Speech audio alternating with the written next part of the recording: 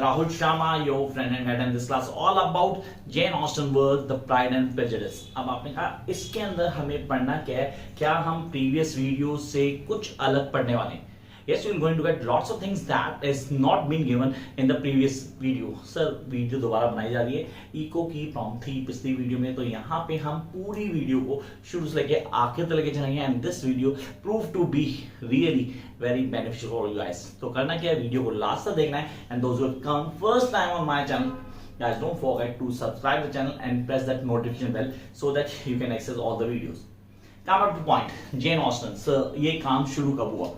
There are lots of things that comes in the mind of people कि यार ये pride and prejudice कब लिखी गई, लिखने का टाइम क्या था, किस पीरियड में शुरू की गई. 1796 में शुरू की गई, 1813 पब्लिशिंग ईयर था इसका, उस पर काम किया गया. सबसे पहले जेन ऑस्टन ने सोचा कि इसका नाम दिया जाए फर्स्ट इंप्रेशन. लेटर ऑन उसने कहा इसको यार बदलते हैं, बदल के नाम दिया गया प्राइड एंड प्रेजुडिस. आपने कहा प्रेजुडिस, सर दो चीजें, एक प्राइड और दूसरा प्रेजुडिस हर ह्यूमन में इंपॉर्टेंट है, ये रोल प्ले करता है और हमारे मेन कैरेक्टर, दो डोमिनेंट कैरेक्टर हैं, हीरो एंड हीरोइन, दोनों पे रेफर करता है, एक के लिए प्राइड, दूसरे के लिए प्रेजुडिस. अब आपने कहा इन दोनों को कैसे क्लियर करना है और हम इस पूरी स्टोरी लाइन को कैसे समझते हैं, तो दैट इज रियली इंपॉर्टेंट. अब इसको रोमांटिक जेन्युइन में डाला जाता है, लेकिन अगर फैक्ट बोलूं तो it's a historical work. Sir why it is known as historical work, will get to know each and every point. अब इसके हम डिटेल को भी डिस्कस करेंगे. Along with that we are going to discuss the important quotes जो आप अपने answer में लिखेंगे. And then we're going to have one more thing, that is the most expected question from this particular novel. वो मैं इस video के and में कंफर्म बताने वाला हूं आप लोगों को, तो उसके लिए तैयार रहना है. शुरू करते हैं क्लास को. हमने कहा प्राइड एंड प्रेजुडिस सर तीन पार्ट से बढ़ती है normally, that is three families. ये तीनों फैमिलीज इंपॉर्टेंट है, सबसे डोमिनेंट रोल प्ले करती हैं बेनेट्स. सबसे हम बेनेट्स को जानते हैं. जब भी आप कैरेक्टर्स को समझते हैं, दैट इज रियली इंपॉर्टेंट. पीछे जो दिख रहा है वो है कैरेक्टर चार्ट. ये मैं हर स्टूडेंट को पहली क्लास में बोलता हूं that you guys need to make a character chart. अगर आप एक कैरेक्टर चार्ट बनाते हैं, you be able to clear each and every point. ये कैरेक्टर चार्ट एक डोमिनेंट रोल प्ले करता है हमारी अंडरस्टैंडिंग में, हम किसी चीज को कैसे समझते हैं और कैसे हम चीजों को इजीली ग्रैब कर पाएंगे. कई लोग अलग व्यू पॉइंट देते हैं, लेकिन मेरा मानना है कि हम उसको बड़े आराम से समझ सकते हैं. पहला मिस्टर बेनेट और मिसेस बेनेट. इंपॉर्टेंट है कि इन दोनों कैरेक्टर्स को समझ दो. Sir mister Bennett good for nothing guy, seriously, जिसकी ना बीवी सुनती है ना बच्चे सुनते हैं, लाइफ में कुछ कर नहीं पाया, सिर्फ अपना घर है उसका और बच्चों के लिए कुछ सिक्योर फ्यूचर भी क्रिएट नहीं किया. हाँ 5 बेटियां उसकी, हाँ ये उसकी अचीवमेंट कह सकते हो आप. Whereas Mrs Bennet an artful lady जो कभी चुप्पे नहीं होती, जिसकी लाइफ का सिर्फ एक एम है, वो एम ये है कि उसकी 5 बेटियों की शादी हो जाए. तो कुछ गलत नहीं है, being a mother, a responsible mother she is, but both are a failure, seriously, both are true failure as such. Sir, being an idle parents, they are not. इनसे ज्यादा idle parents तो उसका गार्डियन है, क्योंकि वो ज्यादा ध्यान देते थे बेनेट्स डॉटर्स का. ये बेनेट्स में कौन कौन आती है हमारे पास? Sir Elizabeth, the heroine of the story, we can say the main protagonist. Sir Darcy के साथ यही होगी. कहा तो Jane the most beautiful one, the most beautiful. Sir इतनी ब्यूटीफुल कि आप देखो तो एक बार आपको प्यार हो जाए, इतनी सुंदर. काम चुनाव मैरी, केटी, इन दोनों का कोई रोल ज्यादा नहीं है. मैरी की बात करता हूं सर, इसको बुकिश कह सकते हैं, जरूर से ज्यादा पढ़ने वाली. केटी समाओ इस पे इंपैक्ट था इसका लीडिया का, जैसे लीडिया एडल्ट की तरफ ज्यादा जरूरत थी, वैसे इसका भी थोड़ा ध्यान था. She was being roaming here and there with soldiers. And then Lydia, इसको कैसे छोड़ सकते हैं? ये वो लड़की है जो आजकल की लड़की को सीरियसली चैलेंज करती है. सर आजकल लड़कियां, सॉरी टू से, मैं सबके लिए नहीं बोल रहा, but there are certain girls those are being अपनी ये से पहले बड़ी होती है. And they have one topic to discuss, just one topic to discuss, and you know what topic is all. तो यहाँ लीडिया को हाईलाइट किया गया. अब ये तो है बेनेट्स. सबसे पहले हमने बेनेट्स को समझा, बेनेट्स का रिलेशन किन के साथ है सर क्लियर कर लेते हैं थोड़ा. जेन की इन्वॉल्वमेंट होगी किसके साथ? मिस्टर बिंगले के साथ, जो अभी एंटर करने वाले. Elizabeth definitely she get attracted towards Wickham, but let on fix with Darcy. Sir Fitzwilliam Darcy, that is the really important relationship. अगर मैं बोलूं जेन्युइन रिलेशनशिप पूरी स्टोरी लाइन के अंदर फिट्स विलियम डार्सी और Elizabeth की. Along with that she has an proposal from Collins too. Sir ये Collins कौन था अभी पता लगेगा. He is an idiot, really idiot होना जरूरी है, ह्यूमर क्रिएट करना बहुत इंपॉर्टेंट है. तो ये तो गए बेनेट्स, सिर्फ और सिर्फ बेनेट्स की बात की गई. Now will jump to the Bingleys. ये बिंगलेस कौन थे? ये लोग नए नए बस थे, अभी अभी आए थे, बॉल डांस पार्टी हुई थी, एक गेट टुगेदर पार्टी हुआ करती थी। ऐसा हमारे यहाँ भी कस्टम है कि अगर कोई नया आता है, नेबर में आया, तो हमें क्या करते हैं, गेट टुगेदर पार्टी रखते हैं, जहाँ एक दूसरे को जान लेते हैं, मिलते हैं। वहां एक गेट टुगेदर पार्टी थी, वहां देखा मिसेस बेनेट ने कि भाई बंदा है, बैचलर है, सीरियसली, और अच्छी खासी प्रॉपर्टी भी है, और ऊपर से अनमैरिड भी है, तो क्यों ना इसमें से एक, इसमें उसकी बेटियों में से एक की सेटिंग यहाँ हो जाए। कुछ गलत नहीं ना। हाँ, उसको भी पसंद आई। कौन? जेन, की सबसे सुंदर वही थी। उसने उसका डांस करना शुरू कर दिया। अब डांस करना शुरू कर दिया तो कई सारी चीज चल रही थी, लेकिन यहाँ पे पार्टी में खाली बिंगलेस नहीं थे, कि बिंगलेस की एक फ्रेंड फैक्ट्री जिसको बोलते हैं, बेस्ट फ्रेंड की फैमिली थी, that is Darcy's. Now come to Darcy's. So Darcy में Fitzwilliam Darcy along with Georgina, ये उसकी सिस्टर है। अब यहाँ पे बिंगले भी अकेला रहता, कैरोलिन इसकी सिस्टर है, और इसकी को सिस्टर्स आते हैं जो कि मैरिड है। मैंने उसका नाम मेंशन नहीं किया, जरूरी नहीं था करेक्टर के लिए, वो एक माइनर कैरेक्टर आता है। तो हाँ, अगर बोला जाए तो उसके साथ कौन था, उसकी मैरिड सिस्टर भी थी। तो यहाँ ये कैरेक्टर हो गए। आपने बोला सर इन कैरेक्टर्स पे ही पूरी पूरी स्टोरी लाइन बेस कर दी। These are the major important characters. अब इनके अलावा कुछ डोमिनेंट कैरेक्टर्स हैं जिनको बोलते हैं इंडिविजुअल कैरेक्टर्स, जो अपना रोल बहुत अच्छे से निभा रहे हैं। The number 1 we are having George Wickham. इस कैरेक्टर को बिल्कुल नहीं छोड़ना, क्योंकि ये मेन विलन है यार स्टोरी का। इसी के चारों तरफ पूरी स्टोरी चल रही है, ये स्टोरी को बताएगा, डिक्टेट करेगा। अगर बोलूं तो इसकी पर्सनैलिटी सीरियसली बहुत चार्मिंग है, अट्रैक्टिव पर्सनैलिटी का मालिक है। हाँ, बंदा श्रूड है। श्रूड कैसे होता है तो नहीं, आप इसको सर क्लेवर को या कनिंग को ज्यादा बेटर है श्रूड से। तो यहाँ आया हमारे पास George Wickham. Elizabeth get attract towards her, इसने इवॉल्वमेंट की थी किसके साथ? जॉर्जिना के साथ, लेकिन भागने की कोशिश भी की थी, ये तो डार्सी ने बचा लिया उसको। देन लीडिया के साथ लास्ट में इन्वॉल्वमेंट हो, उससे शादी भी करनी पड़ी। हाँ, इसने पैसे लिए, खूब अच्छा खासा अमाउंट लिया, किससे? डार्सी से, टू मैरी लीडिया, जिसके लिए इंटरेस्टेड नहीं थे। Come to next one, lady Catherine de Bourgh. Sir lady Catherine de Bourgh एक ऐसी लेडी जो बॉसी कैरेक्टर था, you know, bossy and influensive, rich lady having a bossy attitude. उसकी एक बेटी भी थी जिसका नाम था Anne de Bourgh, and she really wants her daughter to get married to Darcy. Sir सबसे पैसे वाला, सबसे ज्यादा इंटेलिजेंट, स्मार्ट, हर चीज जो किसी के पास होनी चाहिए उसके पास है। तो definitely she want her daughter to settle Darcy. इसने काफी बार, कई बार इंसल्ट किया किसको? एलिजाबेथ को, क्लास को लेके। ये थीम भी है हमारी, जिसको पूरी तरह हाईलाइट किया, एक एक चीज को बताया गया, हमें समझाया गया। तो हम थीम्स को भी डिस्कस करने वाले हैं। अभी तो शुरुआत हुई है, फिलहाल मैं सिर्फ इंट्रोडक्शन दे रहा हूँ। I have not started the story line. पहले कैरेक्टर्स को जानना जरूरी है, कैरेक्टर्स जानेंगे तो हम स्टोरी लाइन को बड़े आराम से क्लियर कर पाएंगे। Then we have other character mister William Collins. से कॉलिंस को अगर मैं बोलूं an idiot, who is a distant relative of Bennets, Bennets का डिस्टेंट रिलेटिव। अब तब एक लॉ हुआ करता था कि मरने के बाद जो प्रॉपर्टी थी वो किसी भी मेल इनहेरिटेंस को जाएगी। तो यही था भाई, ये आ गया। अब मिसेस बेनेट चाह रही कि ये 5 में किसी से शादी कर ले, क्योंकि प्रॉपर्टी तो आएगी ना, मतलब प्रॉपर्टी घर की घर में रहेगी, बच जाए। लेकिन ऐसा कुछ नहीं था, क्योंकि nobody was interested, even Lydia was not interested in him. Then we are having colonel Fitzwilliam. Sir ये एक माइनर कैरेक्टर था जिसको आप बोलते हो related with Darcy's minor character, and along with that there are 2 or 3 minor characters, Mr. Phillips, Edward Gardner और Mrs.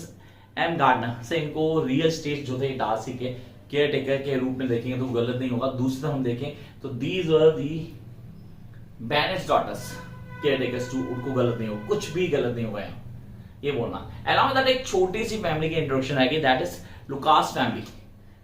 Mister Lucas, Mrs Lucas and Charlotte Lucas, who was a best friend of Elizabeth, along with who get married to Mr. Collins. अब आते हैं story line के ऊपर। This is really important that we need to understand the story now. कहानी कहां से शुरू थी? कहानी शुरू हुई थी जहां पे इंट्रोडक्शन थी बिंगलेस की, in that state near by the Bennets. Bennets में रहते हैं। अब यहाँ पे एंट्री हुई है सर किनकी? बिंगलेस की एंट्री हुई है। तो कई लोग अलग अलग सोच लेके आ रहे हैं और डिफाइन करें कि एक्चुअली क्या होगा, how the things will change. एक गेट टुगेदर पार्टी जिसमें डार्सीज भी आए हैं, हमारे पास बिंगलेस भी हैं, बेनेट्स भी वहां बैठे हैं। दिस इज लेडी, डेफिनेटली हम बोला सर लेडी कैथरीन डी बॉ, ये भी वहां आई है, अपना इन्फ्लुएंस दिखा रही है, सीरियसली एक रिच लेडी है, बॉसी भी है। ये सबके सामने गेट टुगेदर चल रहा है। वो एक डांस चल रहा है, जिस डांस में बिंगले ने चूज कर लिया जेन को, बीइंग अ फ्रेंड उसने बोला डार्सी यार तू भी डांस कर ले। किसका? एलिजाबेथ का। यहाँ डार्सी ने एक स्टेटमेंट बोल दिया that she is smart but not much to tempt me. सुंदर है, सीरियसली है, बट मेरे को अट्रैक्ट करे इतना नहीं यार। अच्छा, उसके आगे भी उसने एक स्टेटमेंट बोली थी, इसको मैं स्किप कर रहा हूँ यहाँ, और मैं बताऊंगा आपको, लिखना है आपने पेपर के अंदर। तो ये चीज जब एक लड़की सुन लेती है, उसके लिए कोई लड़का बोल रहा था, तो भाई तू कौन है सीरियसली? मतलब क्वेश्चन आएगा ना, ये ऋतिक रोशन सुनता है अपने आपको, मतलब sir not Tom Cruise too, तो who the hell he is who's going to tell something about me? No. तो यहां से prejudice शुरू हुआ। So the term prejudice starts from here and the pride too. क्योंकि pride शो हुआ Darcy के words में, whereas the prejudice comes in a Elizabeth point of view। अब यहाँ पे जो एक सोच बन जाती है ना किसी के लिए, उसको खत्म करना बहुत मुश्किल है। तो यहाँ सोच बन गई थी किसकी? एलिजाबेथ की सोच बन गई थी मिस्टर डार्सी के लिए, दैट ही इज अ प्राउडी गाय, ये टॉलरेबल नहीं है यार। अब आपने कहा सर कैसे चलेंगी चीजें, हाउ थिंग्स विल रूल, क्या कॉन्सेप्ट इन कॉन्सिक्वेंसेस को फॉलो करना है, हम कैसे समझ पाएंगे, क्या इसको आराम से समझा जा सकता है? Yes we need to. अब स्टोरी लाइन प्रोसीड करती है, बिंगले एक सीरियस रिलेशन में आ चुके हैं जेन से, और यहाँ पे दो दोस्त आपस में बात करें, that is Bingley and Darcy. और डार्सी बोलता है यार लड़की ठीक है, सीरियस लड़की ठीक है, बट फैमिली बहुत ही पका हुआ है, मैं नहीं चाहता दैट यू गेट फंस जाएगा, सो जस्ट लीव इट। यार अगर आप किसी को रियल प्यार करते हो तो आप सिर्फ अपने दोस्त के बोलने छोड़ दो क्या? लेकिन दोस्त भी तो सच्चा है। तो नहीं यार, आई मीन डिस्टेंस, हाँ उसने डिस्टेंस क्रिएट कर लिया यार, जेन का दिल टूट गया। और जब ये बात पता लगी एलिजाबेथ को कि भाई ये तो करवाने वाला डार्सी है, उसकी इमेज पहले ही खराब थी, वो खराब हो गई। डार्सी का पॉइंट ऑफ बिल्कुल गलत नहीं था, अपने पॉइंट ऑफ बिल्कुल ठीक था, वो अपने फ्रेंड को बचा रहा था। उसको पता फैमिली बहुत पका हुआ है, माँ जिनके ऐसे बच्चे कैसे होंगे, ये डार्सी का पॉइंट था। सॉरी टू से शायद ये गलत हो सकता है, but doesn't matter. But as the story proceed Darcy को अच्छे टेस्ट पता लगते हैं, किसके? एलिजाबेथ के। अच्छे नहीं, बहुत अच्छे अच्छे टेस्ट पता लगते हैं, that she is a good woman, along with she is helpful, intelligent, बड़ी सारी चीजें जो उसको उसकी तरफ अट्रैक्ट करती हैं। तो यहाँ वो उसको प्रपोज करता है पहली बार, और रिजेक्शन मिलती है, सीरियसली रिजेक्शन मिलती है कंप्लीटली। देन कॉलिंस की एंट्री होती है। कॉलिंस की एंट्री सर एक एडिट की तरह हुई, जिसने आते ही सबसे पहले जेन को प्रपोज किया, फिर Elizabeth, then one by one सब पे ट्राई किया, कहीं काम नहीं मिला।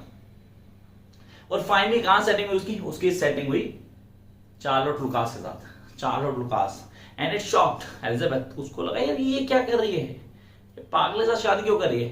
बट लुकास अपनी एज क्रॉस कर चुकी थी शादी की, उसको पता है इस वक्त शादी के लिए कोई नहीं मिलेगा, और ये इडियट है, जो मैं बोलूंगी ये वो करेगा। तो she not married, she make ना एडजस्टमेंट।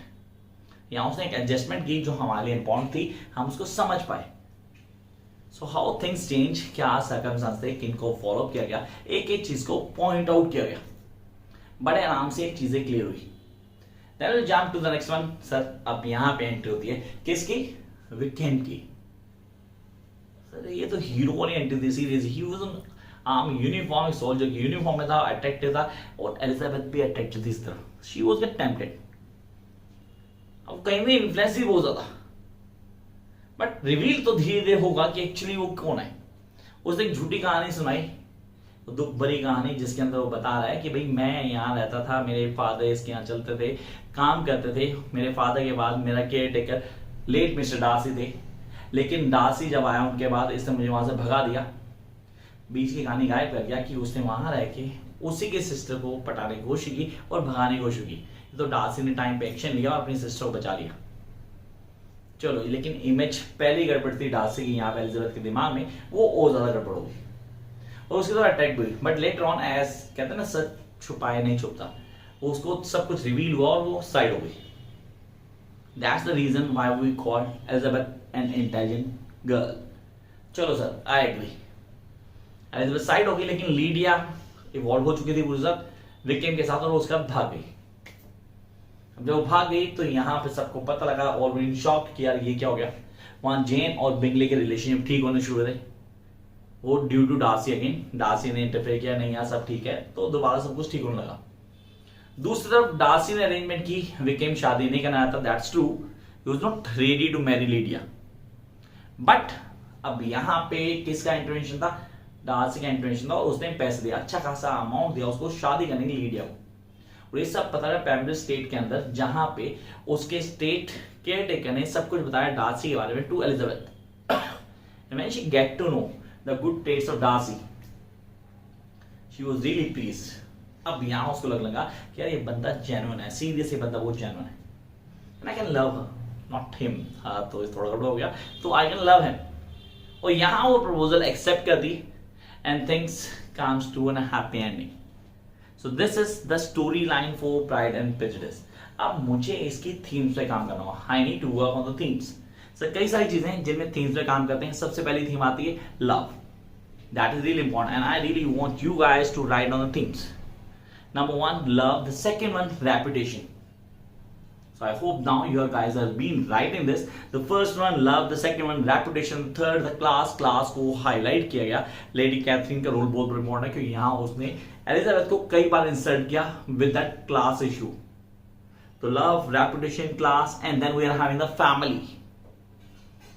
Family's dominance देखो आपने, मतलब Bennets, Bigleys, Darcys, Lucas। So this is all about the families। The fourth theme is all about family। तो आपने कहा सर फैमिली को भी क्लियर कर लिया। Now we'll come to the next one, integrity। What is integrity? How can we see the integrity in the storyline, the Pride and Prejudice?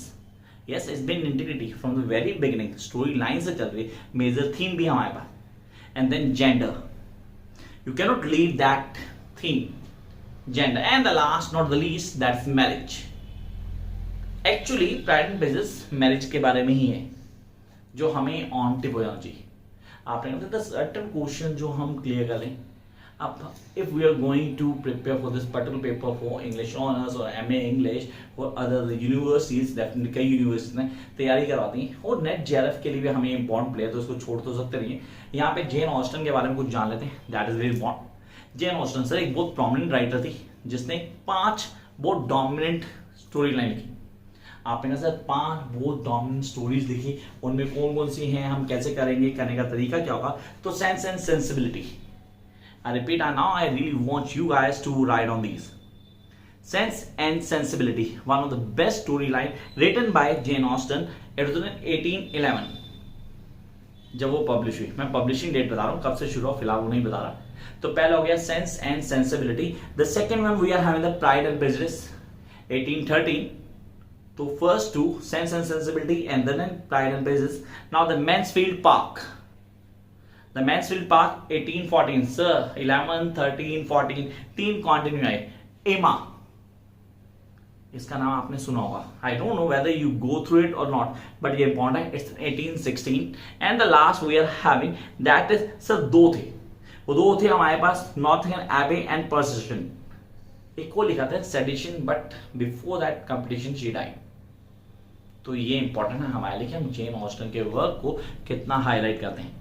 अब मैं pride and prejudice की बात करूं क्योंकि मैं फिलहाल उसी को पढ़ा रहा हूं, तो मैं उसका जेन्युइन जानता हूं। मैं जानता हूं कि उसको लिखा गया कॉमेडी मैनर्स के अंदर। Then we are having the time publication England में हुआ, कब 1813 के अंदर पब्लिश हुआ। Date of publication 1813, then written in past tense. The whole story was written in past tense, तो ये इंपॉर्टेंट था। अब आते हैं मेजर कोर्स के ऊपर। Yes we have certain important course. अब ये इंपॉर्टेंट कोर्स आपको कहां से मिलेंगे? How are you going to find out these important codes? मतलब यार कोड्स तो इंपॉर्टेंट है, अब मैं इनको ऐड ऑन कैसे करूंगा? तो सर मुझे कोड्स तो दिख जाए ना, मतलब I be able to see these codes, मतलब इंपॉर्टेंट है यार, इन कोड्स को मैं छोड़ता हूँ नहीं, तो इनको प्लीज आप देख लेंगे। The first code we are having, कहना I could easily forgive his pride if he had not mortified mind. You can look at this code, important है। First one, I could easily forgive his pride if he had not mortified mine. Come to the second one we are having. He is a gentleman. Yeah, he is a gentleman and I am the gentleman's daughter.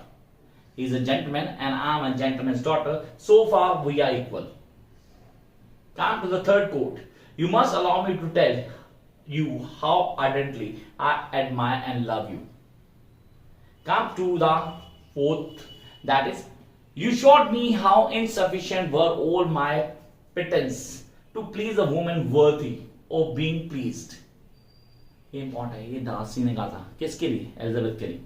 अभी course याद होना चाहिए, इन course को मैं अगर answer में लिखता ना इन बिटवीन माय आंसर्स, तो एक इम्पैक्ट बढ़ जाता है। And I really want you guys to add these course. Come to next one. She is tolerable but not handsome enough to tempt me. ये मैंने बताया था आपको, डार्सी ने बोला था. Yeah, she is tolerable but not handsome enough to tempt me, and I am not in honor at the present to give consequence to young ladies who are slighted by other men. ये Darcy के words थे Elizabeth के लिए. Come to next one. Yes, vanity is weakness. Yes, vanity is a weakness, but pride, where there is a real superiority of mind, pride will be always under good reputations. The last, the least, that is, I was given good principles, but left to follow them in pride and conceit. ये कुछ course थे जो आपको add on करने अपनी writings में at the time of writing down the answers. अब sir, now it's time to discuss the some most important questions from Pride and Prejudice. मतलब ये तो ऑन टिप होने चाहिए. ये सारे आपको नोट्स में मिल जाएंगे मेरे, जिनके पास नोट्स हैं, जिनके पास नहीं है, कांट हेल्प इट. बट आप क्वेश्चन दे रहा हूं मैं, आप आंसर ट्राई करें कि आप ये ऑन टिप कर लें. The first, what do you think of the Jane Austen characterisation of women in Pride and Prejudice? I repeat the question, now listen carefully. What do you think of Jane Austen's characterizations of women in Pride and Prejudice? Come to the next one. Discuss the themes of education and accomplishments. Discuss the themes of education and accomplishments in Pride and Prejudice. ये important है, जो हमें on tip होना चाहिए. Come up to the next one. We are having Pride and Prejudice bring out the Jane Austen's belief in important role of education forming a personal character. Importance of education in forming a person's character. Come up next question that we are having. Examining Jane Austen's treatment of love and marriage in Pride and Prejudice. Jane Austen की treatment बतानी है मतलब love और marriage की in Pride and Prejudice. Come to the next question. Discuss the social economic position of women as brought up in Pride and Prejudice. And the last, not the least, discuss the narrative technique. Yes, discuss the narrative technique used by Jane Austen in Pride and Prejudice. I hope यहाँ पे हमें इस story line से related सब कुछ clear हो गया होगा. For more info, don't forget to like, share and subscribe. Catch you very soon with a new video.